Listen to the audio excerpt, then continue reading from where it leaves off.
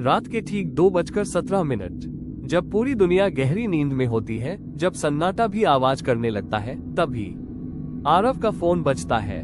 Screen पर नाम आता है माँ कॉलिंग। आरव की सांस रुक जाती है क्योंकि उसकी माँ को मरे हुए पूरे 3 साल हो चुके हैं। कांपते हाथों से वो कॉल उठाता है। दूसरी तरफ से कोई आवाज नहीं, सिर्फ धीमी भारी सांसें और फिर एक फुसफुसाहट, घर मत आना। आरव पिछले कई सालों से अपने गांव नहीं गया था, लेकिन आज वो वापस जा रहा है। कार सुनसान हाईवे पर दौड़ रही है। आसमान में काले बादल है, हल्की बारिश शुरू हो चुकी है।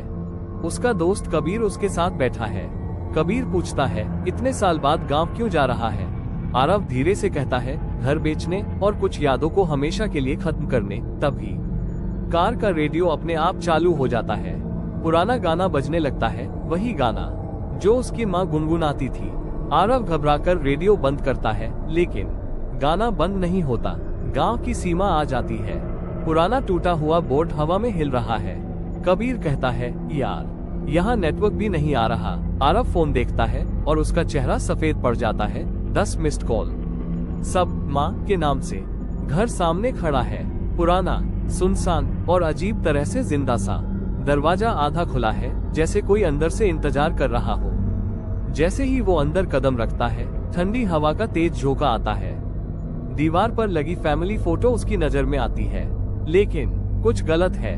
पहले फोटो में 3 लोग थे, अब 4 लोग दिख रहे हैं। चौथा चेहरा धुंधला है। रात के 3 बजे ऊपर से किसी के चलने की आवाज आती है, ठक ठक ठक। आरव और कबीर धीरे धीरे ऊपर जाते हैं।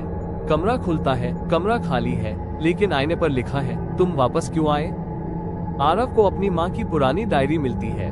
वो पढ़ना शुरू करता है। अगर आरव ये पढ़ रहा है तो इसका मतलब वो लौट आया है, और अब वो भी सुरक्षित नहीं है। डायरी का आखिरी पन्ना फटा हुआ है।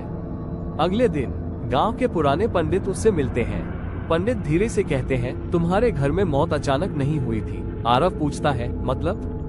पंडित जवाब देते हैं, उस रात तुम्हारे घर में कोई और भी था। रात फिर आती है और फोन फिर बजता है। माँ की आवाज आती है, वो अभी भी घर में है। आरव धीरे धीरे पीछे मुड़ता है। सीढ़ियों पर कोई खड़ा है, चेहरा अंधेरे में, लेकिन आंखें चमक रही हैं। वो आकृति धीरे धीरे आगे आती है। टॉर्च की रोशनी पड़ती है और आरव देखता है, वो खुद है। जला हुआ चेहरा, खाली आंखें, और वो आवाज कहती है, तू उस रात मर गया था। ये घर तुझे कभी जाने नहीं देगा।